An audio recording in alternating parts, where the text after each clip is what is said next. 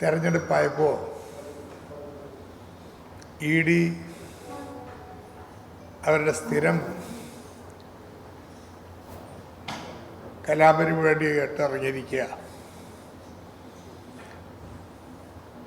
Masala bond സംബന്ധിച്ച case വീണ്ടും കുത്തിപ്പൊക്കുകയാണ്. ആദ്യം ഇത് സംബന്ധിച്ച നോട്ടീസ് വരുന്നത് 2020 തദ്ദേശ ഭരണ സ്ഥാപന തെരഞ്ഞെടുപ്പ് കാലത്താണ്. പിന്നെ നിയമസഭാ തെരഞ്ഞെടുപ്പായപ്പോൾ ഉച്ചസ്ഥായിലായി. പിന്നെ ഏതാനും മാസം നിശബ്ദതയ്ക്ക് ശേഷം കഴിഞ്ഞ ലോക്സഭാ ഇലക്ഷൻ കാലത്താണ് വീണ്ടും നോട്ടീസ് വരുന്നത്. ഇപ്പോൾ വീണ്ടും കേരളത്തിൽ തെരഞ്ഞെടുപ്പ് കാലമായി EDയുടെ നോട്ടീസും വന്നു. ഇത് EDയുടെ BJPക്കും UDFനും വേണ്ടിയുള്ള തെരഞ്ഞെടുപ്പ് പ്രചരണത്തിൻ്റെ ഭാഗമാണ്.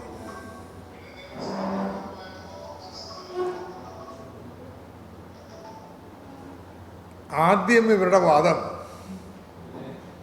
മസാല ബോണ്ട് ഇറക്കാൻ കിഫ്ബിക്ക് അവകാശമില്ല എന്നായിരുന്നു. CAG ചൂണ്ടിക്കാണിച്ചിട്ടത്രേ.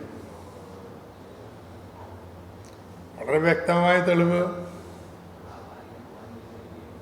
മസാല ബോണ്ടിന് അനുവാദം കൊടുക്കാനൊക്കെ ഉള്ള ചുമതല RBIക്കാണ്. അവർക്ക് അപേക്ഷ സമർപ്പിച്ച് അവരുടെ അംഗീകാരത്തോടെയാണ് എല്ലാ നടപടികളും സ്വീകരിച്ചിട്ടുള്ളത്. ഇതൊക്കെ വ്യക്തമാക്കിയെങ്കിലും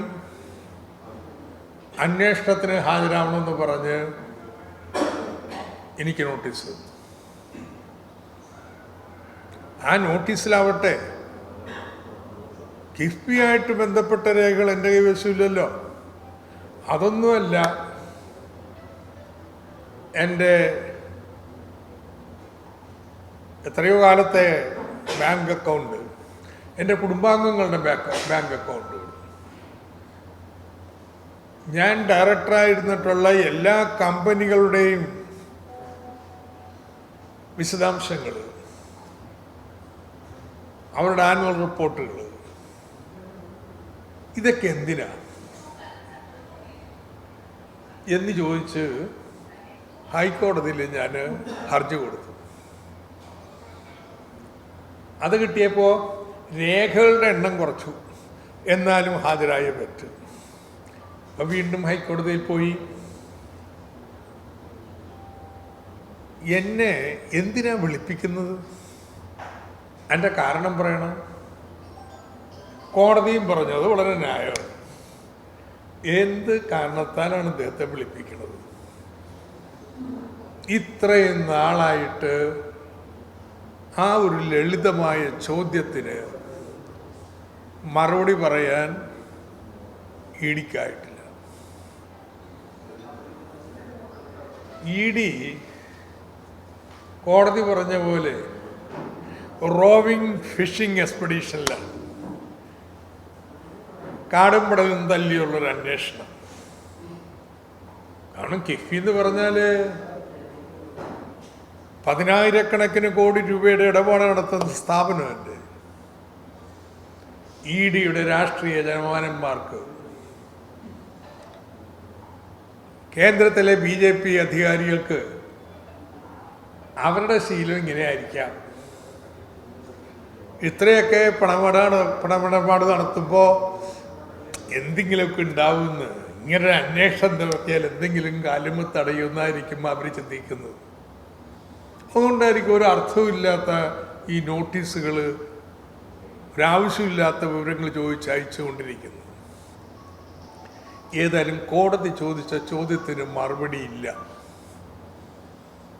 എന്തിനാ വിളിപ്പിക്കണത്? അതുകൊണ്ട് അവർ അന്വേഷണം നിർത്തി. അന്വേഷണം വിജയകരമായി പൂർത്തീകരിച്ചിരിക്കുകയാണ്. എന്നെ വിളിപ്പിക്കാതെ. എന്നിട്ട് special director enforcement directorate adjudication ഡൽഹിയിൽ അവർ ചാർജ് സമർപ്പിച്ചിരിക്കുക.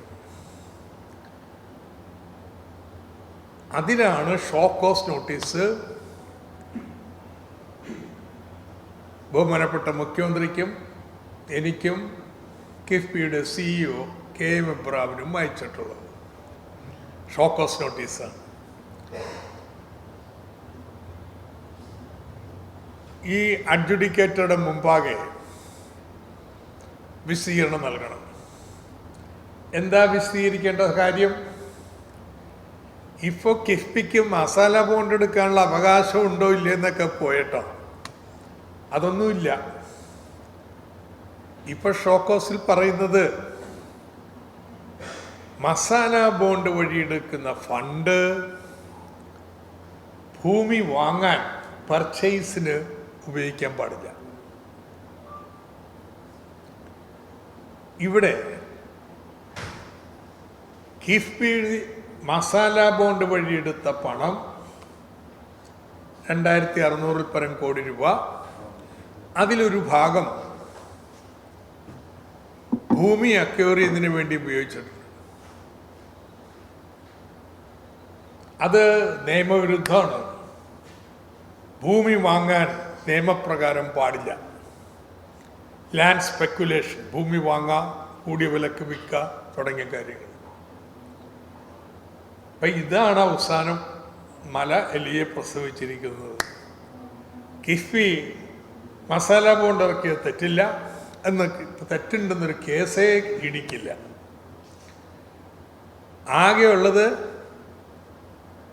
ഭൂമി പർച്ചേസ് ചെയ്തിരിക്കുന്നു. ഞങ്ങളുടെ ഉത്തരം വളരെ ലളിതമാണ് കേട്ടോ. ഭൂമി പർച്ചേസ് ചെയ്തിട്ടില്ല, ഭൂമി അക്വയർ ചെയ്തിട്ടേ ഉള്ളൂ. രണ്ടും രണ്ട് നിയമമാണ്. ഭൂമി അക്വയർ ചെയ്തിട്ടേ ഉള്ളൂ എന്ന് മാത്രമല്ല, ഈ അക്വയർ ചെയ്യുന്ന സമയത്ത് ഭൂമി പർച്ചേസ് ചെയ്യാൻ പാടില്ല എന്നുള്ള നിബന്ധനയും RBI മാറ്റിയിട്ടുണ്ട്. അതാ പറയുന്നത് രാഷ്ട്രീയ കളിയാണ്, വേറൊന്നുമില്ല. തെരഞ്ഞെടുപ്പായി, അപ്പോൾ ഒരു പുക പടലം സൃഷ്ടിക്കണം. പ്രഥമ ദൃഷ്ടിയ തന്നെ തള്ളിക്കളയാവുന്നൊരു കാര്യവും വെച്ച് ഷോക്കോസ് കൊടുത്തിരിക്കുക മുഖ്യമന്ത്രിക്കെതിരായിട്ട്. സെൻസേഷണൽ വാർത്തയാണല്ലോ. ഈ രാഷ്ട്രീയ കളിയ ഇടി നടത്തിക്കൊണ്ടിരിക്കുന്നത്. BJPക്കുള്ള പാദസേവയാണ്.